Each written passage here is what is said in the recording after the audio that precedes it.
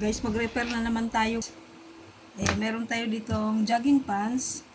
Babawasan lang natin tong clothes at saka yung inseam. Ayan, nakalas ko na to ahead. Para mabilis lang tayo. Ngayon, ang gagawin ko, yan, mamarkingan ko lang ulit yung front.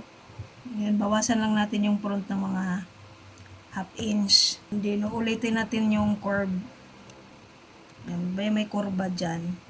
Ulitin lang natin yan, guys. Markingan lang natin ulit.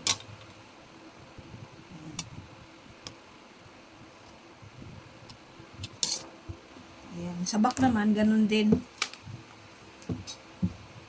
Mas mahaba naman ang ibabawas natin dito sa back. 1.5. Then, kurbahan lang din natin ulit. Ayan, para hindi mawala yung forma niya.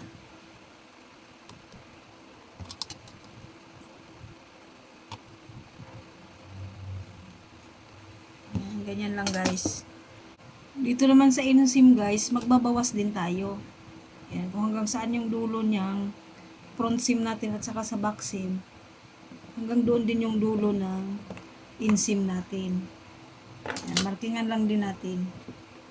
Para yan ang babawasin natin dyan. And then guys, gupitin lang natin.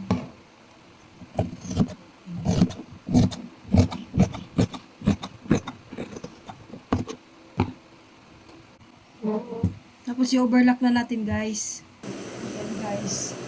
Hindi na natin ginalaw yung sa baba kasi tama lang yung haba niya. Ang repair lang talaga niya yung sa crotch. Masyadong mahaba yung crotch.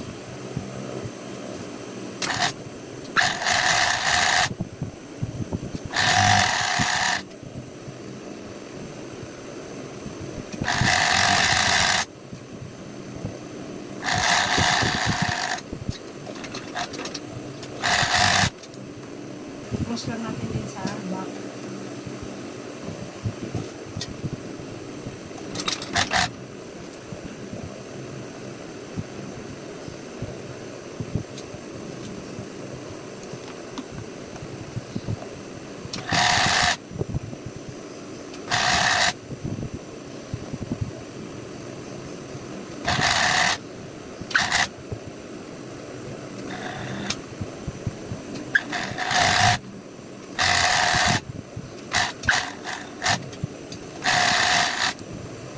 Ayan, okay na guys. Ayan na. Maiksi na yung front. O, pati yung sa back din niya. Maiksi na yung crotch niya guys. Ayan lang guys. Thank you for watching.